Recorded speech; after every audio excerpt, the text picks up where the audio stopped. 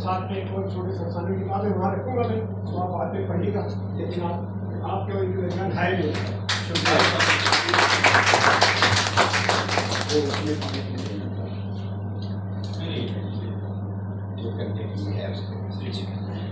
अच्छा, बहुत बहुत शुक्रिया। आपने कभी मेरा नाम नहीं सुना, इसलिए कि मैं अरबी सर्कल्स में बिल्कुल भी नोन नहीं हूँ, मैंने कुछ लिखा नहीं है, मैं तो डॉक्टर हूँ। मगर मेरी खुशकिस्मती है कि फैज़ अहमद फैज़ मेरे वालिद के सबसे करीबी दोस्त थे और 1930 की रिहाई में इनकी मुलाकात हुई। मेरे वालिद इस्लामिया कॉलेज सिर्फ पैसों पे नहीं, पैसे तो उनके पास थे ही नहीं, मगर वो दूसरों की गलतियों को माफ़ करने में उनका जवाब नहीं था। कोई चीज़ अंदर रखते नहीं थे, ना किसी से कभी गैर मकबूल बात करते थे। बहुत और ये था और वो था, और वो फैज़ अहमद फैज़ वहाँ थे ही नहीं, और इस किस्म की बातें वो जंग में लिखते थे। तो वो एक दिन वो साहबी मिलने के लिए आए थे।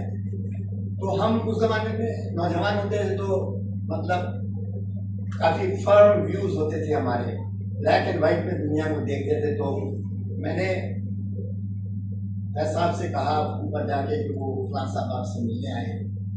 तो मैं समझा कि फैज़ साहब उसको कहेंगे कि यार तुम खामखा झूठ मूठ लिखते रहते हो। नीचे उतर के आए तो उसका नाम लिया कि नहीं यार तुम बड़े पाजी हो, और ये कह के वो खुश, ये उनकी तबीयत थी। तो बेनियाज भी बहुत थे।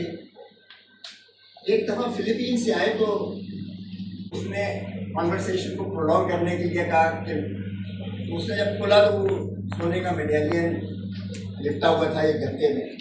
तो वो सूटकेस उठा के इनके साथ बाहर आया, मैं बाहर इंतजार कर रहा था, तो मुझे वो सूटकेस थमाया।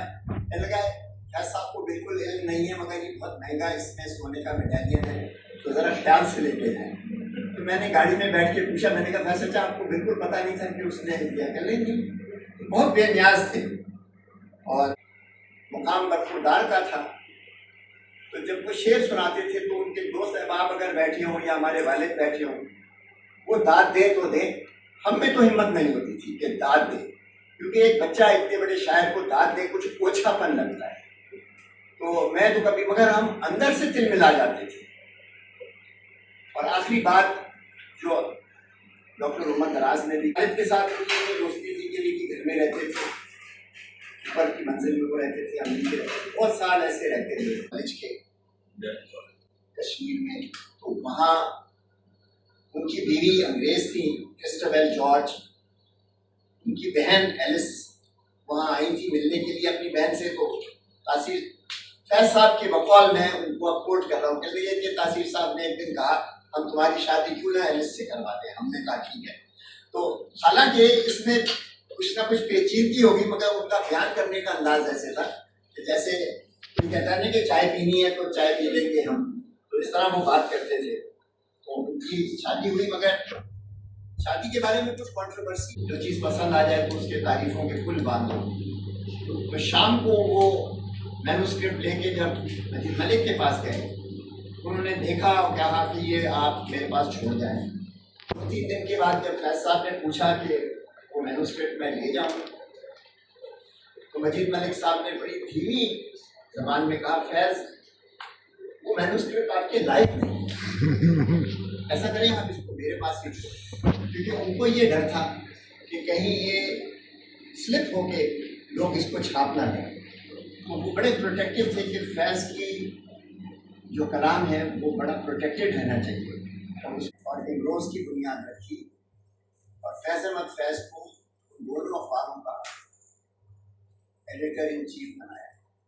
फैज़ साहब की उस ज़माने में भी, जब वो मेरा ख्याल अर्ली 40 में भी नहीं थी, 30-35 साल की उम्र, इतनी मैग्नेटिज्म था कि इम्तियाज़ अली ताज, चिराग हसन असरद, अब्दुल्ला मलिक, मज़हर अली खान, तारिक अली के वाले, ये सब उस अखबार में जमा हुए। वो सब अखबार का स्टैंडर्ड बहुत ऊंचा था।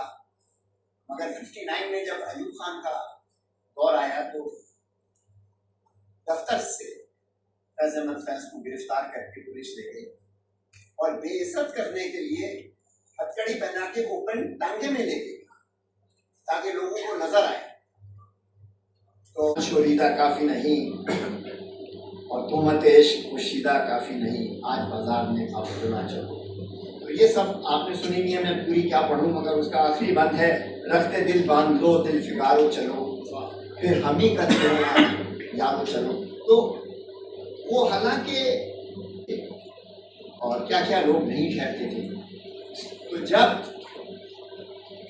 फैज साहब काफी अफसरदा नींद कश दिले रेजा रेजा जमान लिया, जो बचे हैं संग समेट लो अने दाफदार लुटा दिया, मेरे चारा घर को नवीद को सफेद दुश्मना को खबर करो, जो कर्ज रखते थे जान पर वो हिसाब आज चुका है।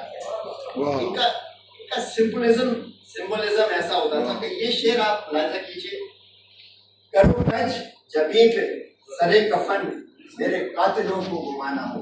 तो कज जबीन माथे पे जो मेरा कफन रखो टोपी की तरह, उसको थोड़ा एंगल पे रखो ताकि करो कज जबीन सरे कफन मेरे कातिलों को घुमाना हो, ताकि लोगों को पता चले कि मेरा गुरूर इश्क का बांधपन मैंने पस से मर नहीं बुलाया। तो कहता कि अभी तक मौत के बाद भी मेरे में जो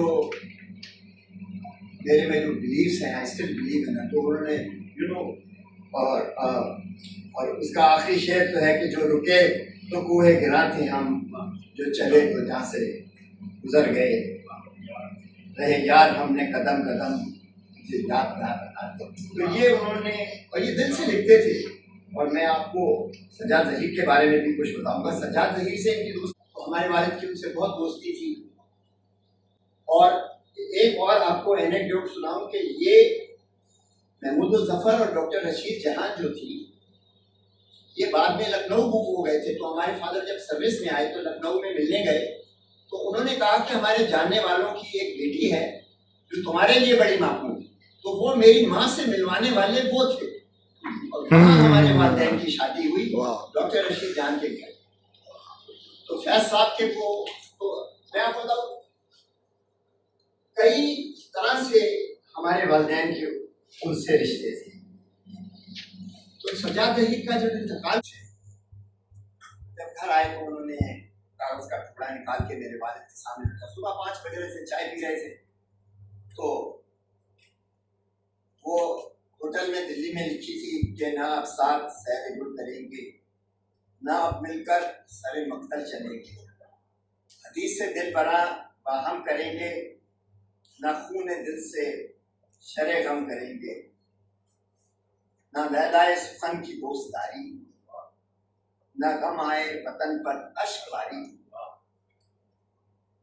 सुनेंगे नगमाए जंजीर मिलकर, ना शब भर मिलकर छलकाएंगे सागर। उसके बाद 5-6 हफ्ते के बाद लाहौर से आए तो फिर उन्होंने मशहूर लिखी कि हमने सब शेर में संवारे थे, जो भी हमसे सुखन तुम्हारे थे। ये सज्जाद ज़हीर पे उन्होंने लिखा, रंगो खुशबू के हुस्न खूबी के तुमसे थे जितने इश्तिहारे, मेरे कौलो करार से पहले तेरे कौलो करार से पहले अपने कुछ और भी सहारे थे। जब वो लालो गहर हिसाब किए, जो तेरे गम ने दिल पे वाले थे, मेरे दामन में आ गिरे सारे, जितने भी तश्ते फलक में तारे थे। और आखिरी शेर तो बहुत ही अच्छा है, उम्र जावेद की दुआ करते फैज इतने वो कम हमारे। तो ये फिर फैज साहब हमारे जो उसके साथी थे उनसे वो वफादार नहीं था। उसने कुछ नहीं कहा तो जनरल अकबर उठ के चले गए। बाद में कॉन्सोलेशन प्राइज ये था कि स्वीडन में एम्बेसडर बना के भेजा। मगर मैंने आपको पहले बताया कि फैज बहुत धीमी तबीयत थी, बुरा तो बहुत लगा, कड़वा गूंज किया, मगर बैठे रहे, इसलिए कि उसको साहब से मुझको फिर भी कुछ शरासाई थी।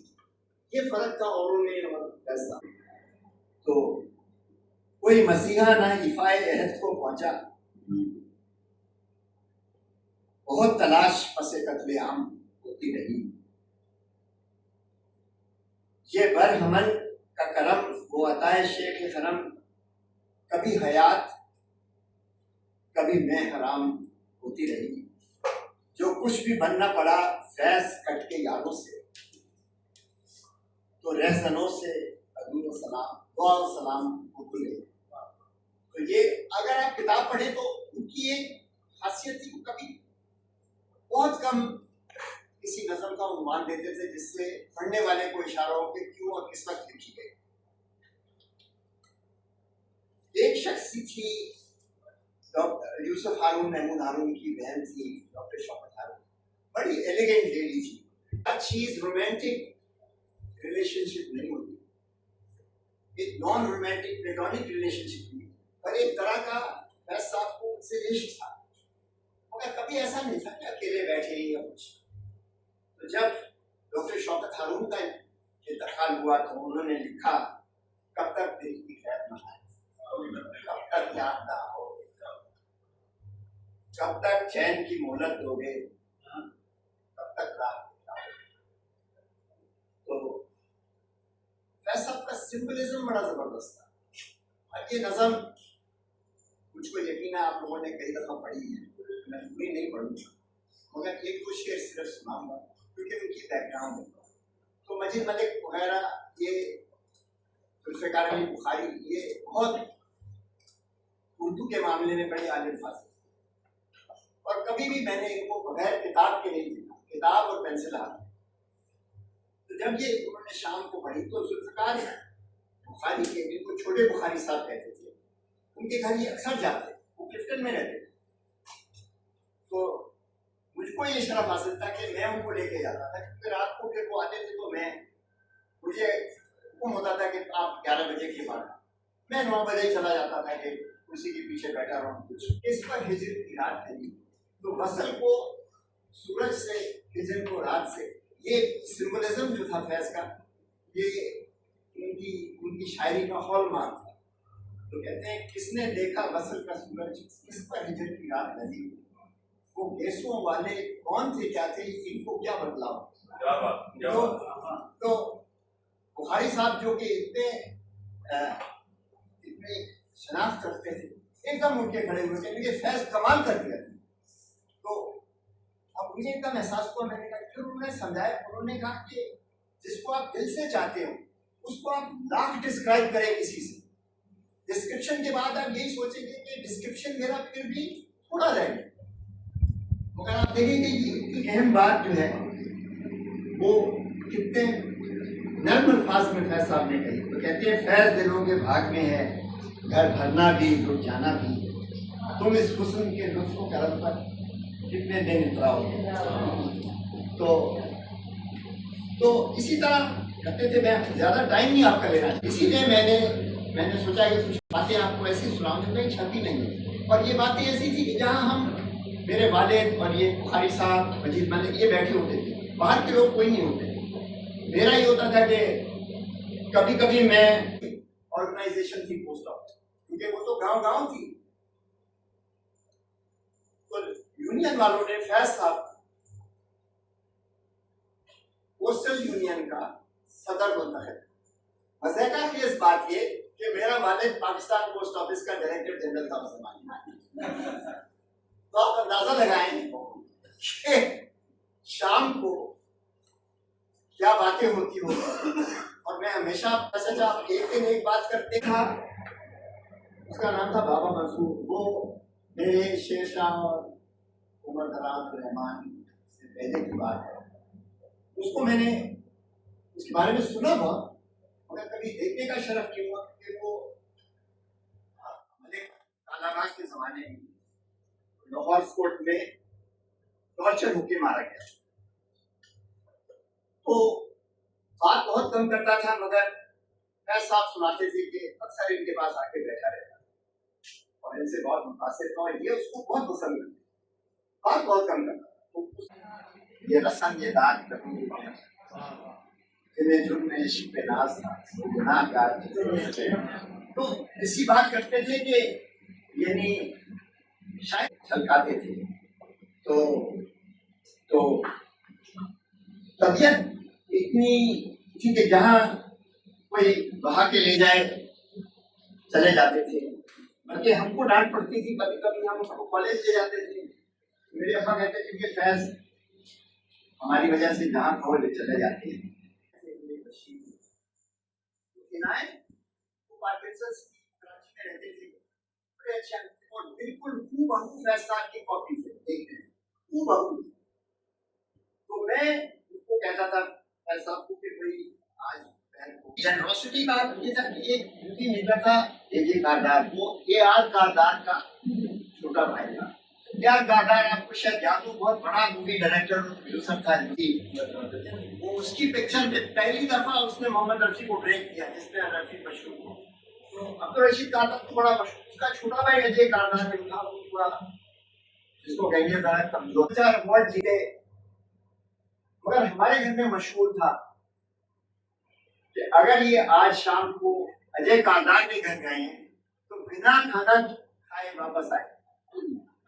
तो कभी कभी रात को 12 भी बज जाते थे। तो हमारी अम्मा हमेशा कहती थी कि खाना निकाल के रखो, मेज पे रखो। उस जमाने में माइक्रोवेव नहीं होती, जल्दी खाना या निकाल के रखो, फैज भाई आएंगे, अजय कारदार के पास गए, यकीनन भी आएंगे। तो जब आते थे दरवाजा खुला, खाना खा लेते मैं खा के आए, 12 बजे होते थे। कहते थे नहीं आपने नहीं खाना, कारदार क्या गए। इसमें जरा मुस्कुराते थे और ये इनकी कांस्टेंट फीचर्स थे। तो मेरा नाम अटैच कर दिया, अल्लाह मुझे माफ है। वो थोड़ी मारधाड़ के बाद 79 का जिक्र है कि ये लंदन में था और ये बहबूद में थे। ये पाकिस्तान में जरा सा ये डिसअपॉइंट हुए जब उसने कुछ बातें बनाई। मतलब ऐसी बातें हमें जर्मनी ने बनाई, मजनू तो मनो लेकिन तुमसे एक संग ना रस्म राह करे, वो कहीं का दावा भी सर फोड़ने की हिम्मत भी ना हो। हर एक को बुलाओ मक्तल में और आप वहां से भाग रहो। तुम हमरा बनकर जब चाहो हर एक कली का रस चूसो और साथ ही ये इसरार करो हर एक तुमसे लिपटी रहे और तुम पर जान छिड़कती रहे। बेहतर तो यही है जान मेरी जिस जान सरधड़ की बात, वरना अपने आप के घर हो।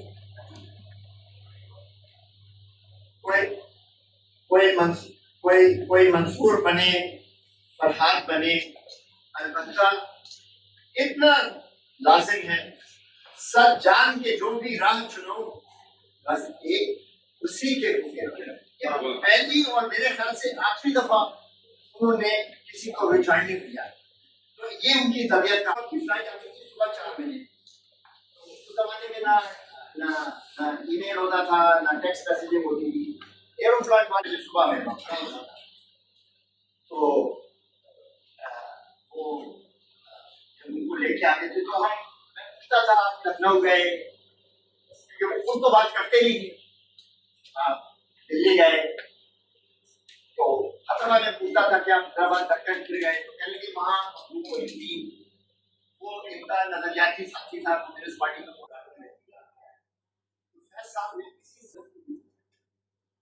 अब ये जैसे आप कह रही थी कि हमारे शेयर भी वो लिखते थे, तो यार की याद आती रही रात भर। उसी घर में लिखी है चांदनी दिल पार्टी में मिला, कोई खुशबू बदलती रही बैरहन, कोई तस्वीर आती रही रात भर। गर्मी देखें इसमें, साये शाखे गुल के तले, साये शाखे गुल के तले कोई किस्सा सुनाती रही रात भर। आखिरी शेर बहुत जबरदस्त है। जो ना आया उसे कोई जंजीरें धर, जो ना आया उसे कोई जंजीरें धर, हर सदा पर बुलाती रही रात भर। तो बड़े शायर का स्टाइल ये होता है कि वो पेडेंटिक लैंग्वेज नहीं यूज करते, उससे क्या क्या ना नजारा गुजरेगा। तो ये मखदूम मोइनुद्दीन की डेथ पे लिखी थी और उसकी याद में लिखी थी, तो उसे किस स्टाइल में लिखी थी। कुछ पहले इन आंखों आगे क्या क्या ना नजारा गुजरे था, क्या रोशन हो जाती जिंदगी। तो इसका आखिरी शेर है, अब तो हाथ सजाई न देवे, लेकिन अब से पहले तो आंख उठते ही एक नजर में ये खुद आप पढ़ सकते हैं, मगर मैं सिर्फ आपको रेफरेंस दे रहा हूँ कि ये क्यों और कब लिखी है। तो एक उन्होंने आगे धागे में, आज फिर दर्द और गम के धागे में हम दिनों का तेरे ख्याल के फूल, दर्द के उल्फत के दर्द से चुनकर, दर्द के उल्फत के दर्द से, ये सिमिली आप देखेंगे, दर्द के उल्फत तो बुरी चीज होती है, वो उसको तंबीह दी उन्होंने, तशबीह दी दर्द से। तो कहते हैं दर्द के उल्फत के दर्द से चुनकर आशनाई के मरुसाल के फूल तेरी दहलीज पर सजा है, फिर तेरी याद पर चढ़ा है, बांध कर आरज़ू के पल्ले में हिजर की रात और मिसाल हमेशा उनके बड़े बताते। जब वापस आए तो ऑटोग्राफ मिल जाए तो अपनी बेटी वलीजा से ऑटोग्राफ मिलने लगे कि मगर उन्होंने हमारा ऑटोग्राफ मांगा। और हमेशा टर्म में बात करते हैं।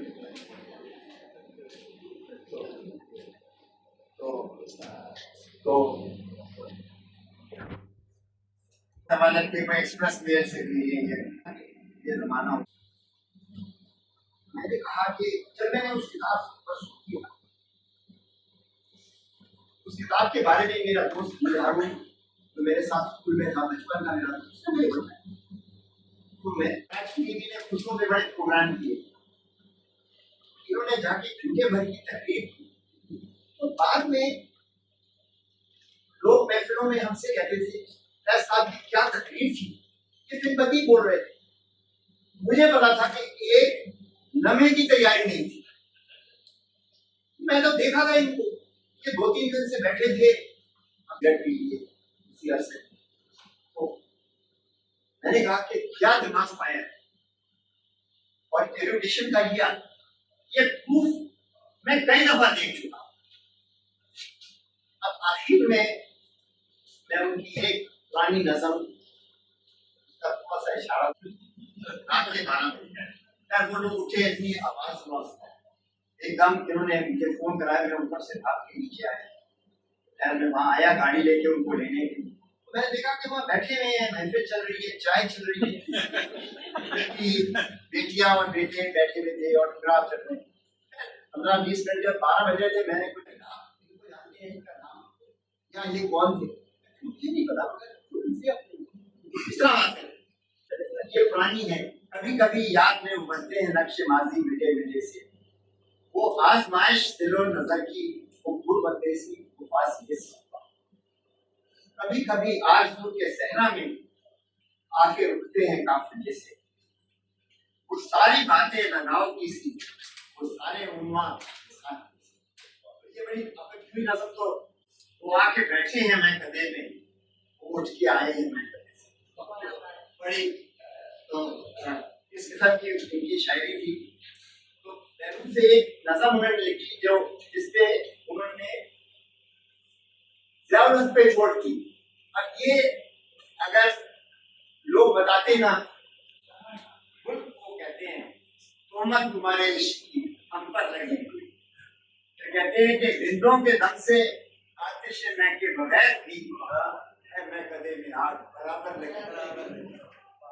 तो ये शेर ज़ियाउल पे है, आबाद करके शहर खामोशा करेगी। अब सबको तो रिप्रेशन में दबा दिया, कोड़े लगा दिए, सब कुछ कर लिया तुमने, जेल में भेज दिया। कहते हैं आबाद करके शहर खामोशा, सब खामोश हो गए। शहर खामोशा है एक सू, किस खोज में है तेरे सितमगर लगे। मतलब आप क्या तलाश कर रहे हैं? आखिर को आज अपने ऊपर हुई तमाम बाजी यहाँ कातिलो खंजर नबी हुई। और ये दाग का शेर था जिसको उन्होंने सिमुलेट किया इस नज़र में। तो कहते हैं लाओ तो कत्ल, ये दाग का है, ये फैसला का नहीं होगा, इस नज़र में included है। लाओ तो कत्ल नामा मेरा मैं भी देख लूं, किस किस की मोहर है सरे में सब।